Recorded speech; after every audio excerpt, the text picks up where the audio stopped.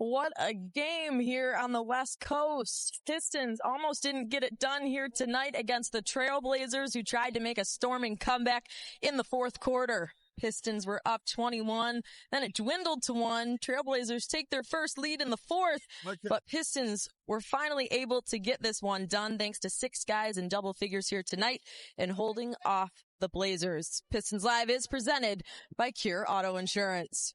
Natalie Kerwin alongside Greg Kelser. And Greg, I feel like my heart is still pounding after watching the end of that one. I'm like, are they going to have it? Are they going to take it? I mean, every guy, there's so many guys in foul trouble. I mean, there were just so many elements to this game. And the fact that the Blazers were not letting off the gas pedal, it felt like throughout the entire game. Even when the Pistons were up 21, it still felt like they could creep up at any moment. And that's exactly what they did in the fourth quarter. Well, this, put this one on the Pistons, because when they were up 21, they had full control of the game. They were having fun out there. They were doing the things that they do well, which is cause turnovers and score in transition. You look at the fast break numbers tonight. They had 34 fast break points to just 8 for the Blazers. A number like that would suggest that they blew the Blazers off their home floor. Right. But, keep on looking. The Pistons, I thought, just lost their composure a little bit. But we always say that there's a lot to learn in games like this, and, how to be able to keep your focus, your concentration, and your killer instinct, if you will, when you got a team down, to go ahead and put them away. They're still learning that. That's still ongoing for the Pistons. The thing that I think saved them tonight was their offensive rebound yet again. They got 26 offensive rebounds in their last road game at Dallas. They got 22 more tonight. And in that fourth quarter, when those shots weren't falling, while they were trying to hold off the Trailblazers, those last few offensive rebounds came in handy. Ausar Thompson had perhaps the biggest one, but Duren had one as well. That's what saved them, their work on the glass, and a 10 rebound edge tonight overall. All right, and that was huge. And you talk about Jalen Duren, and of course we just got him here on postgame, and he was unbelievable. His third quarter gave the Pistons that juice to get up to that 21-point lead. He had 14 points alone, and he talked about it too, right? He was in early foul trouble, amongst his teammates as well, but he figured out a way to just grind it out and still play with that aggressiveness, as did his teammates, and his presence was just huge tonight in being able to carry the team, and be able to, finish this one out. Well, again, that speaks to how the Pistons are aligned. You never know. It's so unpredictable. Yeah, other than Cade, maybe, which guy is going to step up and hurt you at any time. And tonight, Cade was not that guy. Cade kind of had a somewhat, benign, night, especially with the foul trouble that he eventually got. And Duren was able to take it over in the third quarter.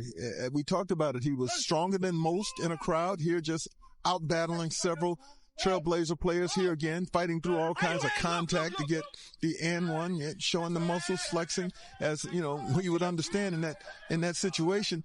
He was tremendous.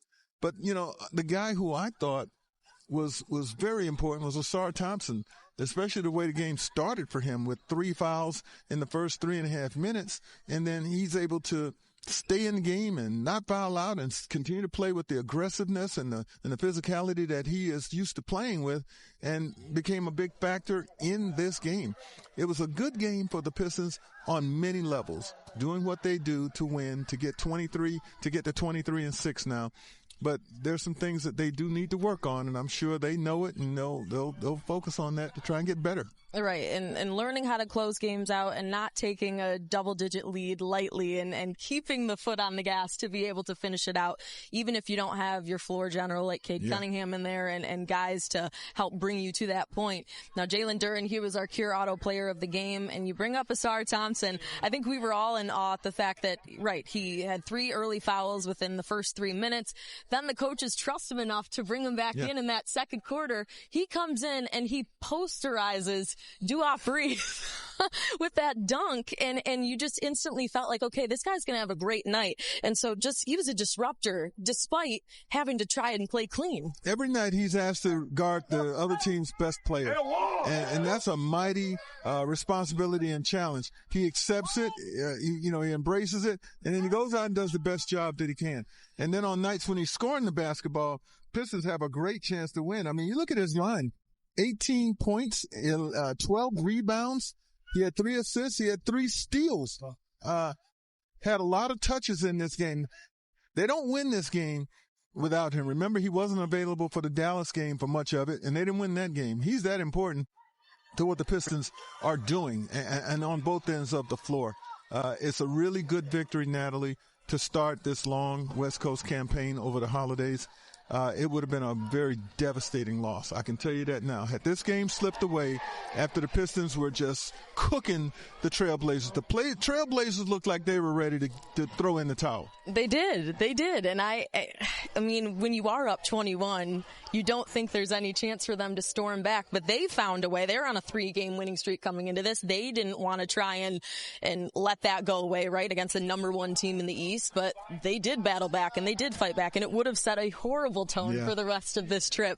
I couldn't imagine what that plane ride would have been like. I'm so glad we don't have to live it, because it looked, I know Jalen Duren said he wasn't worried. He knows the type of players that they have. I know the type of players they have too. I'm not surprised that they were able to get themselves together in time to fix it, but I was very worried. Yeah, no, the worry factor was up here, and we've felt it a few times already this season in these, close single-digit games. As the Pistons lead. What is it now? 13 single-digit wins this season. It leads the NBA. So. Just goes to show these guys, they're cutting it a little close for comfort. All right, well, we know this Pistons team, they are at their best when their defensive identity is just at its peak. And so they were able to turn defense to offense tonight, of course, because the Blazers, they commit a lot of turnovers, and the Pistons took advantage of that. Points off turnovers. So for them, they were able to contribute in that way, get on the break in transition, and score a lot that way, Greg. Well, the thing that we talked about before this game was their ability to do just this, and they knew who they were playing. They were playing a team that's having a problem right now, taking care of the ball. So 35 points. You want to score 35 points or make it 34 points in transition, you got to be able to turn the other team over and then get going. That was their offense through much of the game. And then late in the game, they were able to get a couple of key steals. Ausar Thompson, again, was able to get a key steal. There's Jaden Ivey right there, who I thought played one of his better games since, making his way back into action for the Pistons. But the defense was there. It was there enough, and especially at the end, to get the necessary last few turnovers forced to put this game away. It was a nice, it was a nice win.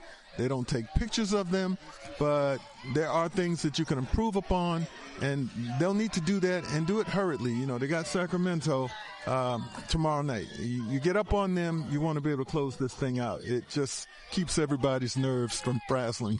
Right. Got to be able to take what you saw tonight, try and put it in the back of your brain, because you got to be able to reset and play a team now in a little less than 24 hours. That's right, with a flight in between. Yes, so a lot of travel time, a lot of time to think here on the plane, and I know we got to get there soon, so I'll let you go, Greg. Thank you, Natalie. It's always nice joining you. Good win for the Pistons tonight. 23-6. That sounds really good. 23-6. I like the sound of that, and hopefully they can keep that rolling here on the West Coast. All right, JB Bickerstaff, he is standing by with our Cure Auto press conference here tonight, presented by Glassman Automotive Interview. He's standing by now.